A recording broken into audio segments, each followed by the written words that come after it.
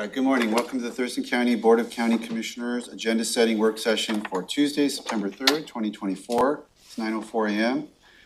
My name is Ty Menser, Chair of the Board. Vice Chair Commissioner Wayne Fournier, Commissioner Gary Edwards to my left, Commissioners Carolina Mejia and Commissioner Emily Klaus on Zoom, County Manager Leonard Hernandez and Assistant County Manager Josh Cummings, Clerk of the Board Amy Davis, and public virtual attendance available on our Thurston County YouTube channel. First up is review of this afternoon's board meeting agenda. So we'll pull that one forward, and the meeting will be called to order at 2 p.m. per usual. We'll have Pledge of Allegiance to be led by Commissioner Edwards, and then approval of the agenda. It looks like the clerk has noted a few changes up in yellow on the upper right corner that we'll go through this morning from our last review.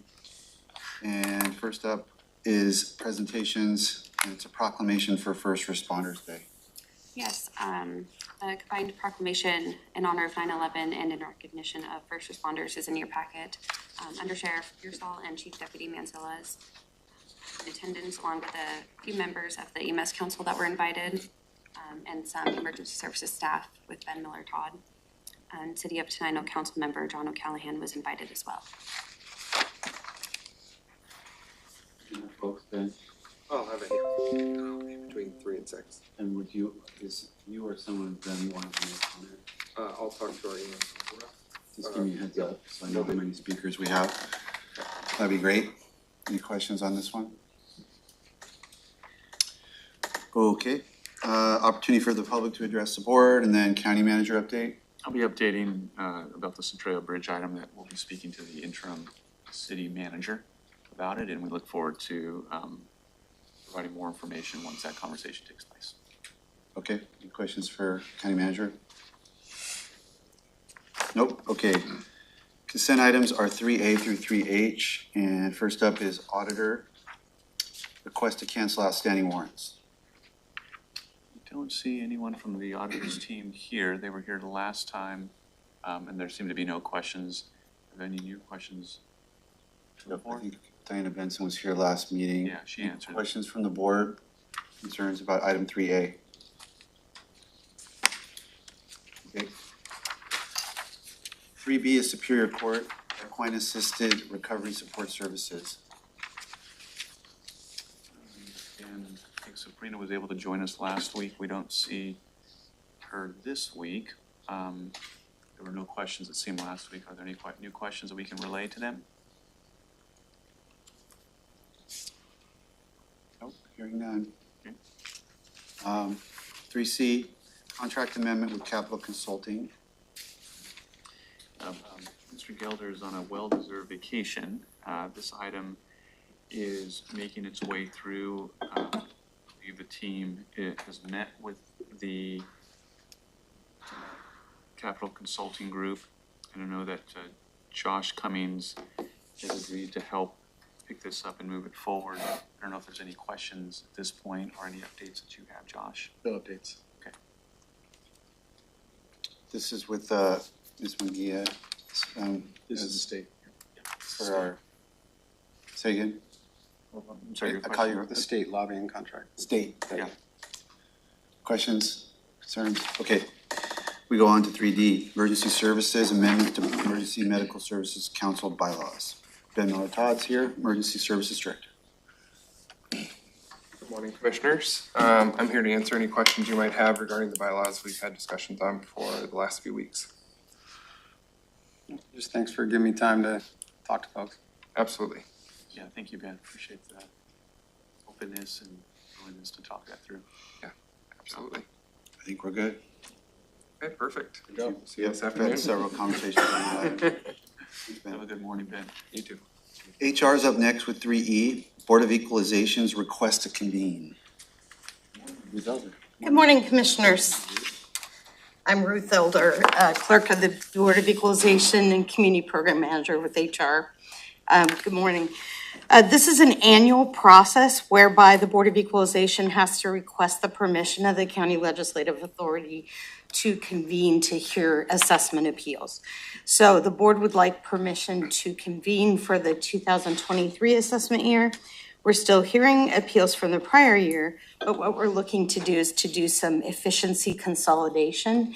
And in the cases where taxpayers may have multiple years for the same properties, to be able to have a consolidated hearing for all their appeals.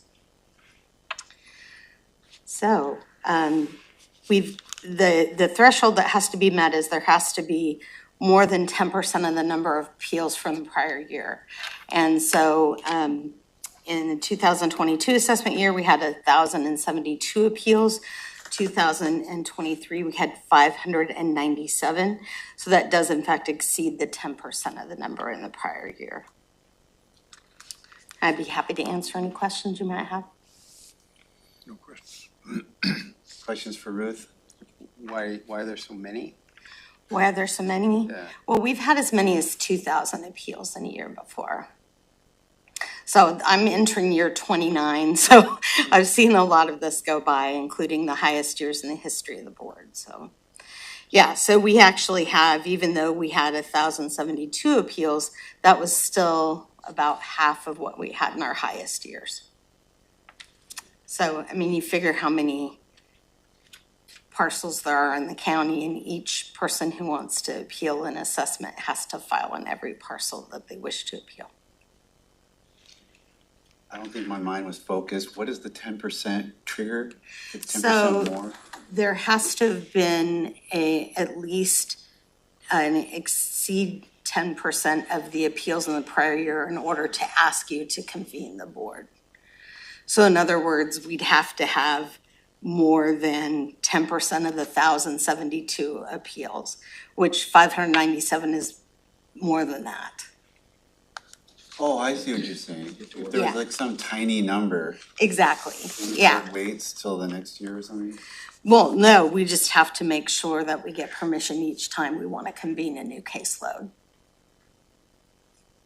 But you'd have to wait until it was exceeding 10%. Well, or we'd have to go to the state and ask special permission for them to convene the board, because there's some legal things they can do to convene the board for other purposes.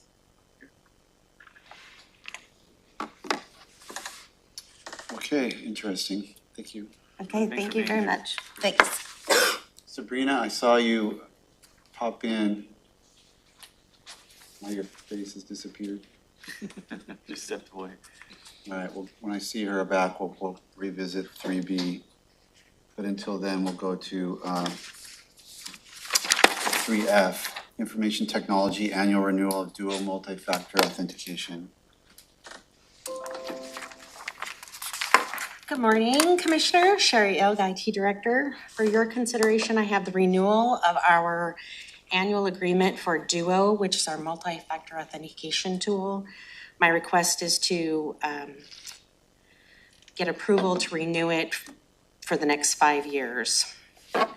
We pay it annually, but if I get approval for you, if you let me renew it for the next 5 years, I don't have to come see you for the next 5 years for this particular one. So. The cost of doing business, looks like. Yep, it's an important tool, I know. Any more questions on the board? It's so annoying. Sure. Thank you. I just want to be able to turn my computer on with no password. But you're safe. But I don't know. Safety schmafety. Sabrina, thanks for joining us. I'm going to pop back to your item. I think it's your item 3B, Equine Assisted Recovery Support Services. And if you could give us a little background on this one. Appreciate it. Morning, commissioners and gallery. This is our Heart Strides Equine Assisted peer support and recovery support for our DUI drug court, family recovery court participants. I believe I shared this in the previous agenda setting. So we kind of coattailed on the back of juvenile court and family recovery court contract, last contract period, and we're able to have some of our DUI drug court folks participate in Heart Strides. And I don't know how familiar any of you are with this program, but Christy Dees and her crew out there are all peer trained, and Christy is a certified peer coach. And we've had some really excellent outcomes with sending folks to Heart Stripes. It's a great early engagement tool for folks in both our DUI drug court and our family recovery court. And so we are taking our own contract now over in the therapeutic courts and have separated from the family or from the juvenile court contract with Heart Stripes. And so ours is specifically targeting kind of the recovery support feature of the work that they do out at Heart Stripes. And we are using treatment sales tax funds across both programs. So we are jointly investing in this contract. Family Recovery Court and DUI Drug Court. Questions for Sabrina? Doesn't look like it. Thank you so much. Thanks, Sabrina. Okay, popping back to item 3G, Public Health and Social Services, HUD Certifying Officer. Alex Purse, good morning. Good morning, Commissioners. Alex Purse, Affordable Housing Program Manager, here this morning to ask you to move to appoint the Interim Director of Public Health and Social Services Department to be the authorized agent to act in all matters in connection with the application and participation in our HUD home and CDBG programs. This designation will be made via the submission of the certifying officer letter to HUD and will essentially authorize the Director of Public Health to sign our environmental reviews and other materials necessary related to carrying out of our CDBG and home program. I'm happy to answer any questions. Questions for Alex? Nope, okay, thank you. Great, thank you. Straightforward item. 3H, final consent item, Board of Health term extension. And I don't know if anyone needs to address this. We discussed it last week. We had our Lacey, our city representative, want to extend that to the end of the year since that member is serving as chair and getting it kind of aligned with the city's committee assignments and whatnot. Dr. Freiheit, would you, anything else you'd like to mention about that? No. Okay. No, that was perfect. Thank you. Commissioner Mejia? Can you hear me all right? I'm going through a choppy zone. Yeah, not super loud, but we can hear you. Okay, I just wanted to say that I did talk with the City of Olympia mayor as well about this. And since the City of Olympia was the next one in line to have a representative, and they are okay with this extension as well. Thank you, Commissioner Mejia. Sounds good. Yeah, I think it was set up to go in descending order of population, just to come up with an objective basis. So that's why Olympia is up next. So perfect. Thank you. Just one more poke at Olympia being less populated than Lacey now. Yeah. Okay, very good. That's so that's the consent agenda. Commissioners, any requests to pull any items? Sounds like not. So if I hear nothing, we'll move on to 4A. Central Services Resolution and call for sealed bids for Thurston County Mottman 1 Ballot Processing Center. Tony Shaw, good morning. Hi, good morning, Commissioners. As we talked about this last week, this is just to get a resolution to get out to bid for the remodel of our new ballot processing center. The funding source for this will be the portion of the public safety sales tax, which is $10 million for this project. So pretty excited to be able to build it the way that the auditor wants, but is also fiscally responsible and meets the security needs for the future as well. So I'm here for any questions.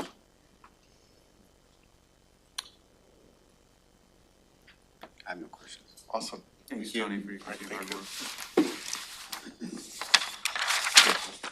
Public Works is up next with item 5A, resolution and call for sealed bids for Gate Belmore Trail, Glacier Heritage Project, 51110. Yeah, we discussed this Matt Huntsman, Thurston County Engineer. We discussed this briefly last week. So Ben Enfield will be, who is a senior civil engineer in our design group, will be presenting this item for your consideration this afternoon. Public Works is requesting permission from the Board of County Commissioners to call for sealed bids for a contract to pave the first 2.7 miles of the Gate Belmore Trail. The trail will be approximately 10 feet wide and will accommodate all types of non-motorized use. We'll also have a paved access point as well as a parking area which will accommodate up to 21 vehicles. This, like I mentioned, this is the first phase of many phases to come. If we're going to get all the way from Grand Mound to Olympia, that's no short distance to accomplish.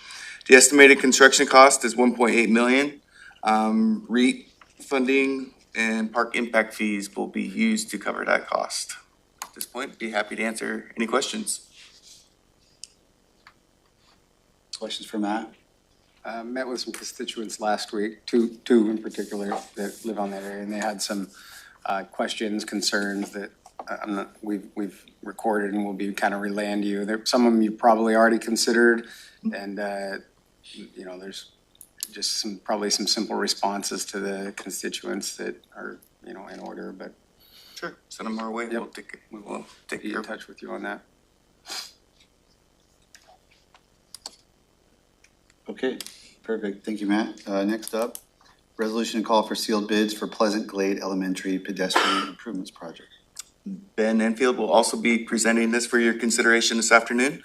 Public Works is requesting permission from the Board of County Commissioners to call for sealed bids for a contract to construct pedestrian improvements on Abernathy Road. This project was prioritized in our transportation plan through the Safe Route to Schools program, and it will improve safety and mobility for children walking to and from Pleasant Glade Elementary.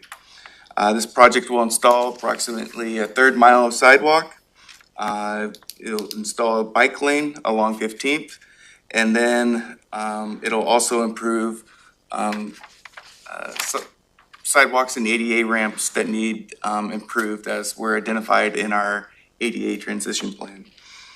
The estimated construction cost is 1.3 million. 1.07 of this will come from a grant we received from the Safe Route to Schools program. The remaining 230,000 will come from the county road fund. Questions on the Pleasant Glade Improvements Project, excuse me? Nope. Easy, Matt. Easy. Thank you. Easy, thank you. Mr. Chair? Yes. We have somebody that came in after we covered the capital consulting contract. I don't know if Kelsey wanted to talk about that or. Okay. Okay, so we've covered the agenda, pretty concise. Next up is proclamations and awards. I have no further updates on today's proclamation. The next two proclamations for September 17th are National Hispanic Heritage Month and National Voter Registration Day. I've reached out to the Washington State Commission on Hispanic Affairs and will invite any others that you have in mind. And the auditor's office has confirmed their attendance. Questions or concerns on the proclamation and awards? Nope, okay. Then we go to advisory boards and commissions. I do not have any updates today. Okay. Let's go to then Commissioner item 1, Child Care Capacity Recovery Grant Program. Yeah, we're gonna give a second for Brandon Weber, our internal auditor, to join us as he's gonna be chiming in here. What I wanted to make the board aware of is that through the internal audit process, they've identified an allocation of funding that didn't meet the ARPA final rule threshold. And so this is just a notification that we will have to go back to the organization and recover those funds. And I do see Robin joining us, but not Brandon yet. Robin, are you able to give any additional detail?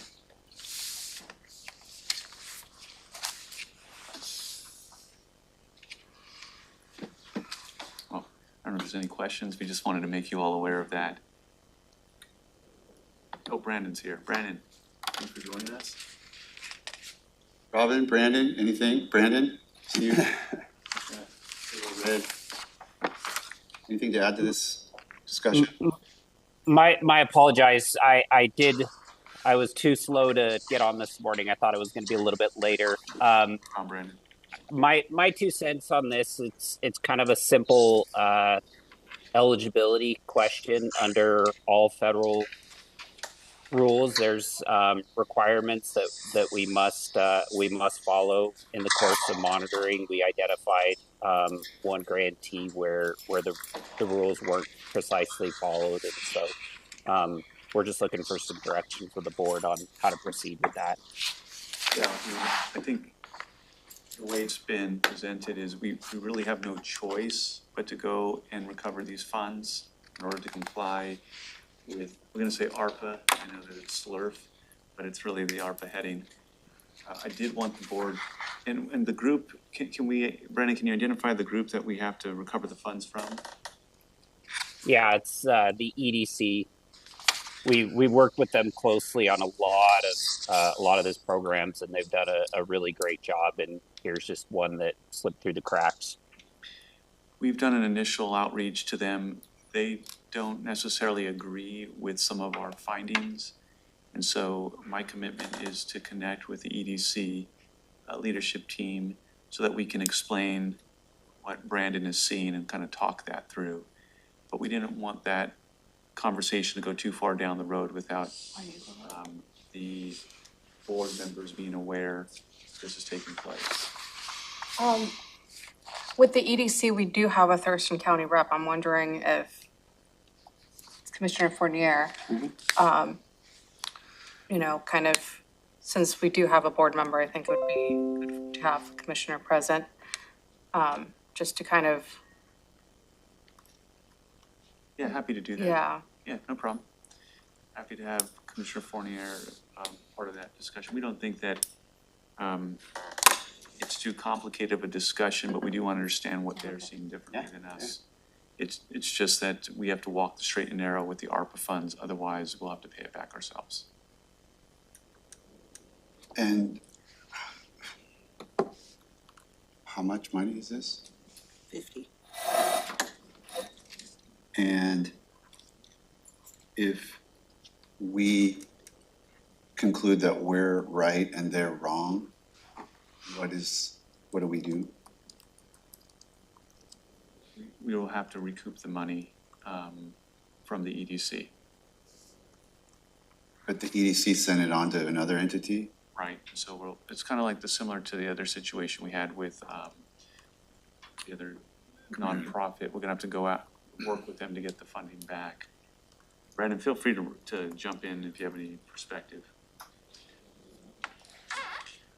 Yeah, it'll ultimately be up to, so if we request these funds back from the EDC, it'll be ultimately up to the EDC management to decide how they want to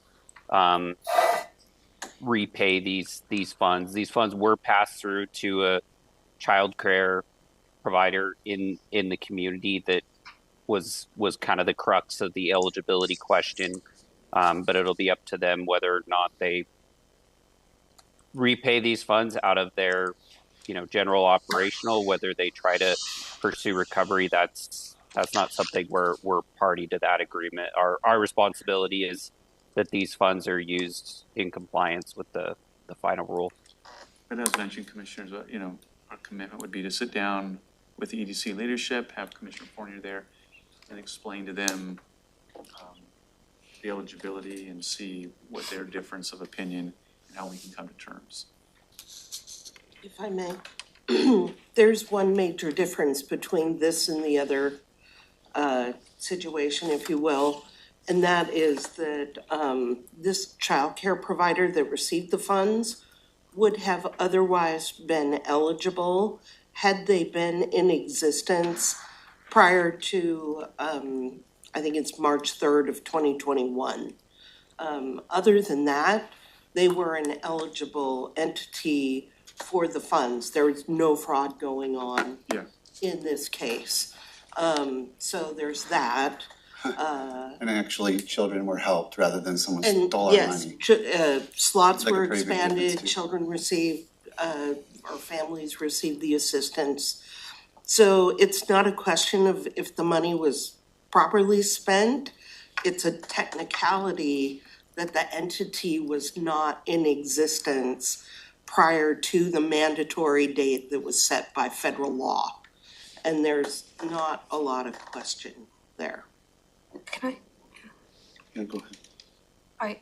you were first. I guess my question is like, whose fault is this, right? Like, if we're offering assistance and we're saying there's money available to help, entities, and we're routing it through, our partners that are here to help us get it out in the community, they should be able to trust our assessment from the get-go, and we shouldn't be out, offering checks and then, a year, how much later, a year later? Several years later, oh, sorry, we looked at it again and you need to pay us back. That doesn't seem right at all. Well, but I think part of that is the nature of, issuing the funds and then working with our team to go back and make sure that Ts are crossed and the Is are dotted. Again, I want to preface that with the EDC, we're not saying there was any wrongdoing. As Robin mentioned, this is a technicality, but that's really what Brandon comes in and looks at all the details. So I don't know that it's about fault per se. It's about making sure that things were in alignment with regulations and We should have done that before. You can't do that after. I don't know, I imagine my bank gives me money. Yeah, Wayne, you're eligible for this money. Here you go. Here's some, and then 2-3 years later, they go, sorry, buddy. That doesn't seem, I don't know, that doesn't seem right to me.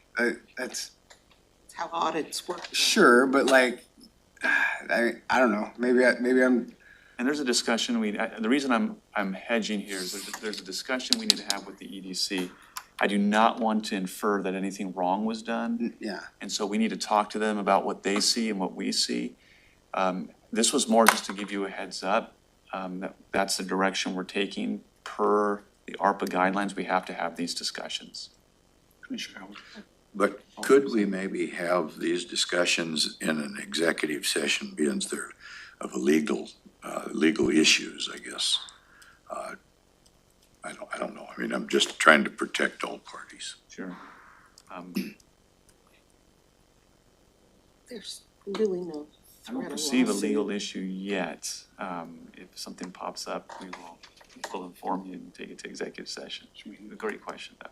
I want to go back to the point that Commissioner Menser made in terms of like childcare is still a very huge need in our community, right? There was a reason why we wanted to be sure that we were assisting this type of facilities because of the impact our community was facing. And I mean, it's still facing today. And if it went to an eligible place and it's something about the date, I really want to have, right? Because these facilities don't have, they don't have the availability as like to just give us that money back, especially if there was a need and they've been assisting and providing that need. Like I would want the board to have that discussion of like, what are the next steps, right? Because if we're like, go in there with a hammer and, we might be impacting a facility that might have to shut down and we're gonna be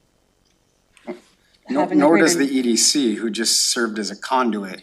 Well, how would anybody trust doing business with us if, That's why I just think that we, having that initial meeting with the EDC is very important, getting kind of all that information.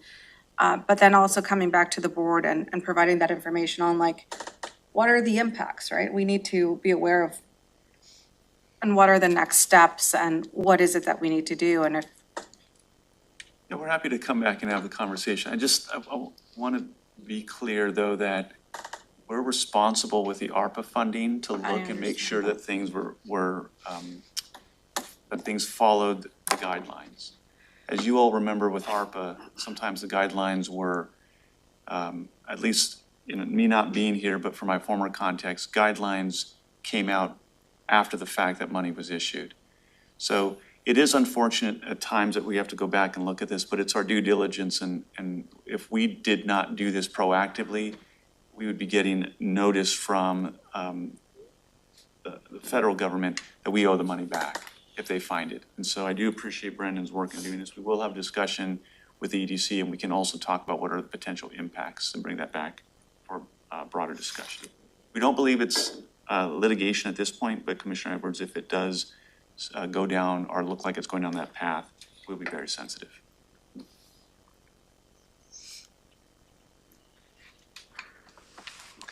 So just information for now, right? Yep, information that this is the conversation we're about to have. Any other questions? Thank you, Brandon. Thank you, Rob. That's the end. There are other commissioner items. Commissioner Mejia.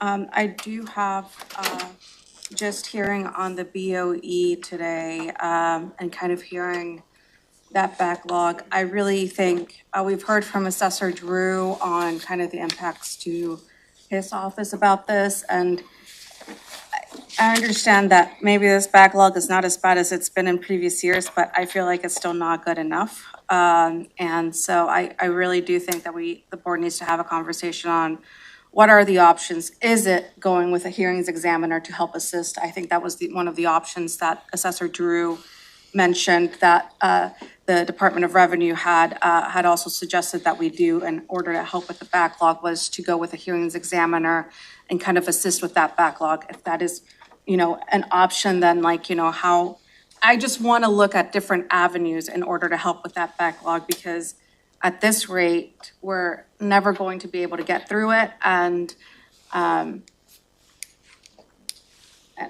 just want us to be able to use all the tools that we can. So I'm not sure if that just entails like a different conversation at a different time, but. I think so. I've started the conversation with our HR department that has the BOE as part of their assignment. Maria and I have started a discussion. I think there's more discussion to be had there.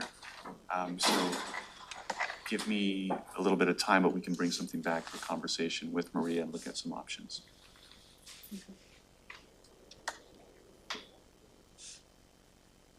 Okay, follow up with options.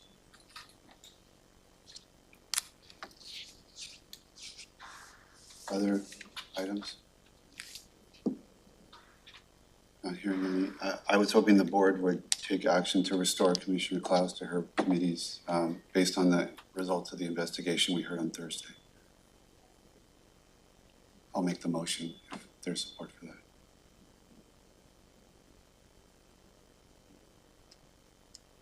Commissioner Edwards? I make a motion, will you second it? If we were to get a second, I have some discussion points that I would bring up, but I'm not there yet. Okay, I'll make a motion to restore Commissioner Klaus to her committees, external committees and commission assignments. Okay, well, without a second, it doesn't move forward for a formal discussion, but I would, as a commissioner item, I would like to ask my seatmates, I'm a little confused by that based on, we heard a report, we heard the oral contents of a forthcoming written report, which pretty much, there's some inflammatory allegations that kind of justified that motion to begin with. Those inflammatory allegations did not appear to be substantiated. We heard our advice of counsel on the issue, and I'm really confused as to why we wouldn't restore the commissioner to her assignment at this juncture. I said I'd wait until the final report came out to do anything or say anything. So, I think my opinion is it's premature. I want the final report, and then I'd like to discuss with all of us what are, what the commission's thoughts are on the findings, because there are some, I'm not gonna, I think, I'm not gonna get into whether thoughts on anything until it's done, but I want to reserve my opinions, and I'd like to come out with or see the organization have an opinion, and we haven't had a conversation to have a talk about that. The administration, while we've looked at it through a legal lens, we haven't looked at it through an HR lens or through a policy lens. So I think it's premature at this point to do that. And whether or not there's a nexus with outside boards and commissions or not, that would be something that would be in an opinion put out my hopes by the organization and not just, knee jerking it. So that's my thoughts. Commissioner Edwards, you're always you're always a big proponent of elected officials having they're responsible directly to their constituents, and they have a certain degree of autonomy from the actions of the Board of County Commissioners, and I'm kind of surprised that you wouldn't see that that your position, if it's not in support of this motion, it seems inconsistent to me with previous positions you've held about elected officials and their connection to actions of the board. Well, if this situation that we find ourselves in had anything to do with actions of the Board of County Commissioners, I might have a different view of this. For instance, I'll just use an example. Somebody checks out a county car, they're on the way to a meeting, I don't know, they're speeding, they cause an accident. That is something that would be concerned about protecting the county and that employee. This case that we're dealing with here was 100% a decision by Commissioner Klaus to what it looks like. Admittedly, there's some inappropriate action, but 100% her choice. And that puts us in a completely different ball game. I am not interested at all in having the taxpayers fund anything to do with this. And here we are, we've spent thousands of dollars. We've been contacted by legal firms. We have a potential of some pretty serious damage against the county that could be very substantial. And I don't think it had anything to do with county business. And we have conflicting information that has come out, even from Commissioner Klaus, conflicting information. And so we don't know the facts yet. And as far as the report, we've had a verbal report from an investigator, but it's certainly not the end all. And it hasn't talked anything about the liability we may incur so that the taxpayers end up in a bad situation. I'm going to do everything that I can do to protect the taxpayers. That's my whole goal. So you're paying someone a salary to not be able to do their job, and how is that protecting the taxpayers? I would like to remind the board that just a few years ago, a commissioner went to the HR department to seek out information from the file of a county employee that was running for commissioner, to funnel that information to an outside party that was seeking to remove that commissioner from the ballot. That to me was an incredible ethical and professional transgression that had nothing to do with their job as commissioner. At no point. If I was here, I'd be doing the same thing. If I saw something like that, I would be saying the same thing. At no, So that I'm saying? Yeah, like if I saw something like that, I would expect the same process. I would expect it, so like, You would have been suspending that commissioner from their external boards and commissions? I want to come up with a process for when anything like, this is what we call for. Let me finish my point. There were only two of us on the board at that time, and there was no discussion of any suspension from duties, anything like what's happened to Commissioner Klaus. And you didn't make that motion, and I didn't make that motion, and you're a big proponent, Commissioner Edwards, of consistency. I'm always consistent, you say. I don't think you're being consistent, because at that point, that behavior should absolutely have taken it. I mean, I wouldn't have voted to. You should have, but you well, didn't. no, That doesn't mean we can't ever do it right. I wouldn't. It's never the wrong time to do the right thing. I wouldn't have voted to suspend that commissioner from an external board, because I don't frankly see the connection, and which is why I wouldn't have voted for this motion in the first instance. But we addressed a policy to make sure that couldn't happen again, just like you've kind of proposed that we do. And that's what we did. There was no further discussion of any kind of disciplinary action, which in my view would have been far more justified than what we heard, maybe not at the beginning of this whole process, but after the oral presentation of a thorough investigation, that third-party investigation that we just paid for. Okay, I'm gonna say. As thorough as it's going to be in a week and a half, or in 2 weeks. And there is now no factual justification for the motion that was made. I'm not faulting the folks that made it, because there were allegations out there that were far more inflammatory, as I said, and concerning. But at this juncture, you know what that report's going to say. You heard the results of the investigation. You heard that there's no corroborating evidence for those inflammatory allegations that justified the motion. So I think it's unconscionable for us to continue to preclude a commissioner elected by the entire voters of Thurston County from doing her job at this juncture on this factual record. And I don't know why we're here or where we're going. And I don't see what this written report is going to do to change any of that. Commissioner Edwards, I saw your hand first. I guess I want to point out, I believe that you've, in your example, you've made a stretch on why I did go to HR. I went to HR because I had been asked to fill in to certify the election. I don't know why that was assigned to me. Whomever was in charge at the time, either the president or the chair of the board or the vice chair, were not able to make it. I was asked to sit in on that certification, and that was the reason for me asking that question. I know it was construed like it was some kind of a political deal, but it never was a political deal. It was part of the certification process. So I'll just say that. But I really do think that we've got a situation here that is brought on strictly by an individual's personal decisions and choices.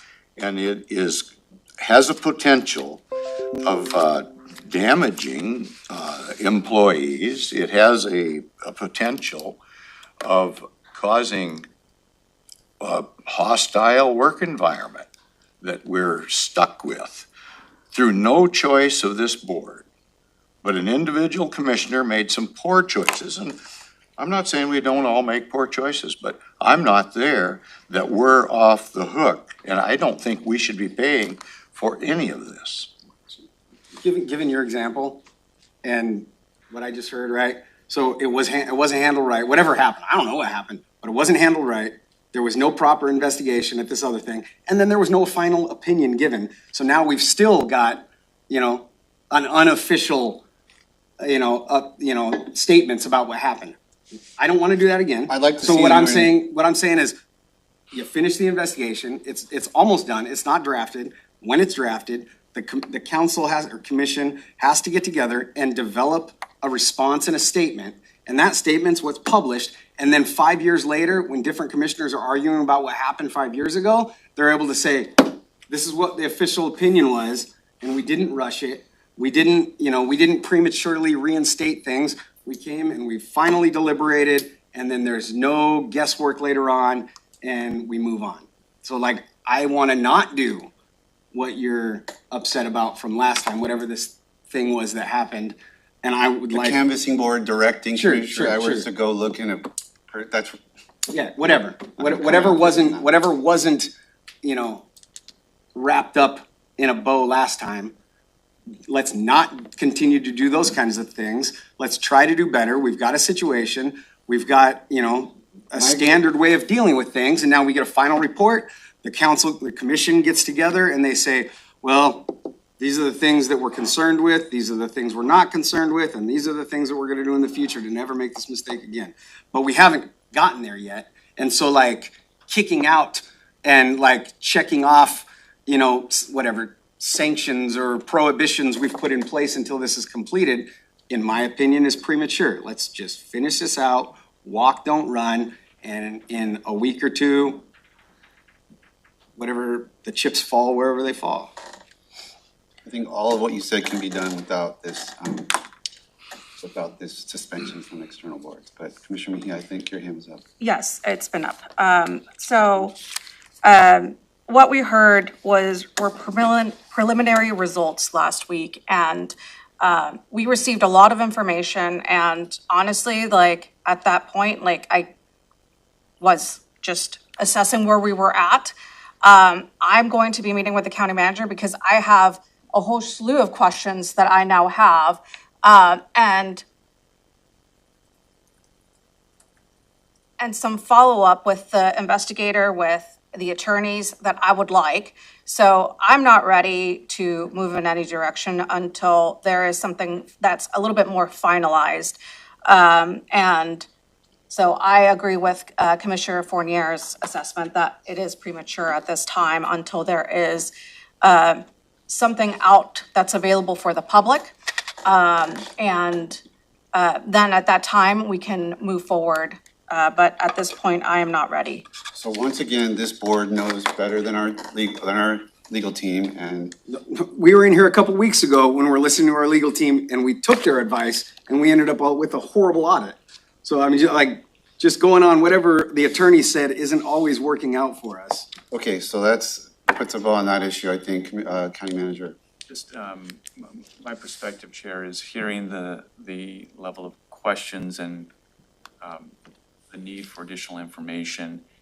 My suggestion would be to go back into executive session with the investigator and the attorneys so that, the board can continue to the deliberation. I like that done as soon as possible because that legal advice was given at the tail end. You know, we didn't get a chance to explore it or hear it. It was clear and supportive of what I'm proposing, but we didn't get a chance to really debate it or discuss the ins and outs of it. So I think that needs to be done in light of the comments here this morning. Will do, Chair. Thank you. Any other commissioner items? We're adjourned. Motion.